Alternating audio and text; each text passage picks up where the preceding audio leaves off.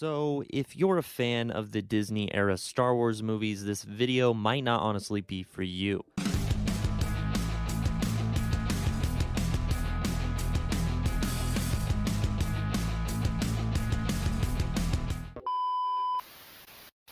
I'm gonna do my best to contain my emotions here, and I honestly don't even know why I'm still upset over this. I kind of figured this was common knowledge, or at least commonly suspected, but we're at a place now where even I, someone who has defended a lot of different aspects from the sequels, like Kylo Ren and Adam Driver, even I am regularly being given less and less reasons to. What am I talking about? Well, of course, Adam Driver has finally revealed what the creative process was like behind the scenes regarding developing Kylo Ren's arc. Driver was on the Rick Eisen show and said, quote, "I had an overall arc that in mind that JJ wanted to do. His idea was that Kylo's journey was the opposite journey of Vader, where Vader starts the most confident and the most committed to the dark side.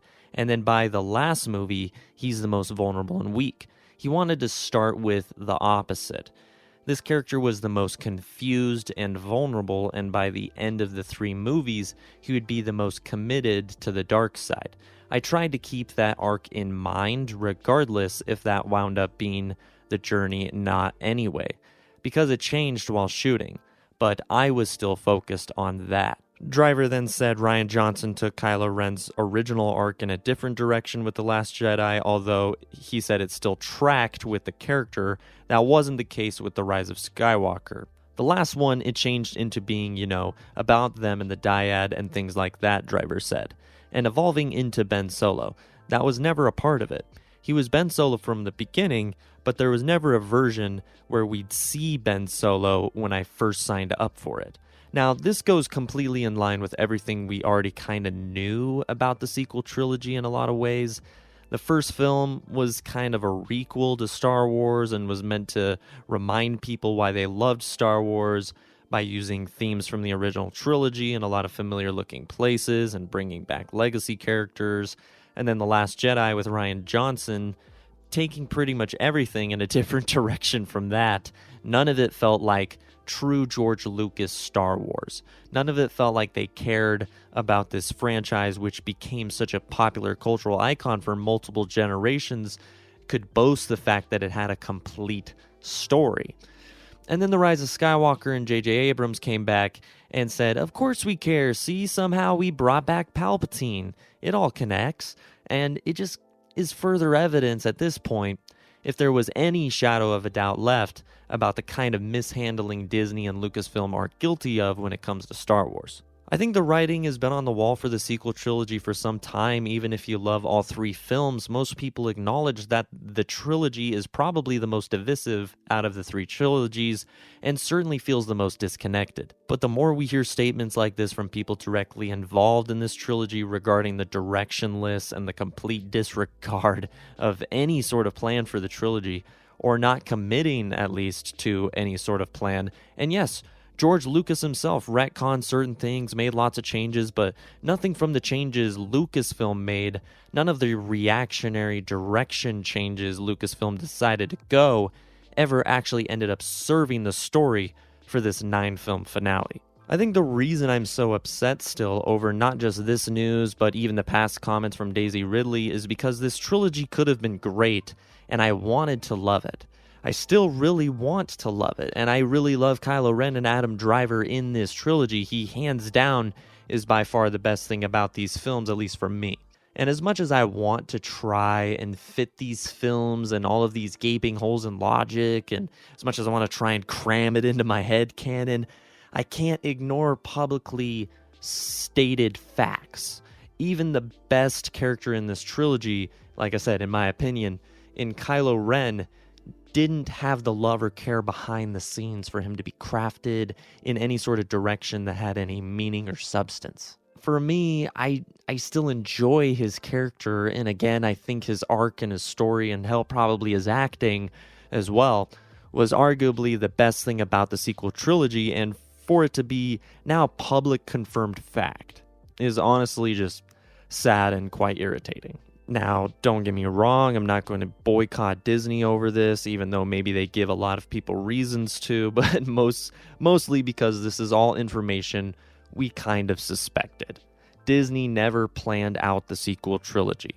We knew the plan for Rey was constantly changing each film, sometimes multiple times a film in case of Rise of Skywalker, and it sounds like it was a similar experience for Adam Driver. We knew stuff like that happened with John Boyega, and it's just further reopening old wounds at this point. I hope that Disney can see the results from their greed and that their proposed Rey film that they're working on is somehow them trying to rectify their creative mistakes during the sequel trilogy, not retcon things, but just show us that, again, this is probably me trying to cram ideas in my head that don't work, but I hope that this is them showing people like me, hey, Rey isn't a broken character. Star Wars isn't broken. We can make it interesting. We can make her interesting if we give her an interesting script. We care about the script and the story, that we actually care about telling it all the way to fruition and committing to it, and that it has weight to it. It isn't trying to just make a buck. The pessimist side of me says that Disney could just be making that Rey movie in hopes of getting some of that sweet, sweet Star Wars money. After all, even though the sequels have their issues, they made a lot of money. Money that Disney hasn't been making quite as much as they once did. It's just frustrating for a guy like me who, yeah, I grew up watching Star Wars, so therefore I'm protective over all of the 6 films, their legacy, and I feel like Disney hasn't done a whole lot to honor or service that legacy. So of course I'm going to be upset hearing this news, but the reason I'm more upset is because it's a character I really, really like, played by an actor I love, in movies I want to love, but just can't. And The Last Jedi had the most vision, yet it had the most polarizing vision. It was a vision, at least I guess, but if the result was the Rise of Skywalker, it makes me wonder what was even the point in the first place. And you look at The Force Awakens, and it's probably the most well-rounded blockbuster out of the 3, but it was crafted as a setup for the sequel trilogy as opposed to really truly feeling like a new episode in Star Wars. It felt more like a recap with a little bit of setup to me. I like it even the more I rewatch it, but that's how it initially felt the first several times I watched that movie. Kylo Ren will complete his training, or Rey is, just getting into her powers, is kind of how that film ended. But by the time Rise of Skywalker comes around, the beginning of the movie, she's not even carrying a lightsaber. It's things like that it just leaves me scratching my head like, Disney, in 3 movies, she's still not a master? I mean, in the second movie, it seemed like by the end of it, she was like overpowered. And now she's not even carrying a lightsaber. Like, Disney, Lucasfilm, what are you doing? It sounds like a lot of the actors kind of felt that same way. I think that's all the ranting I have in me today. I don't know.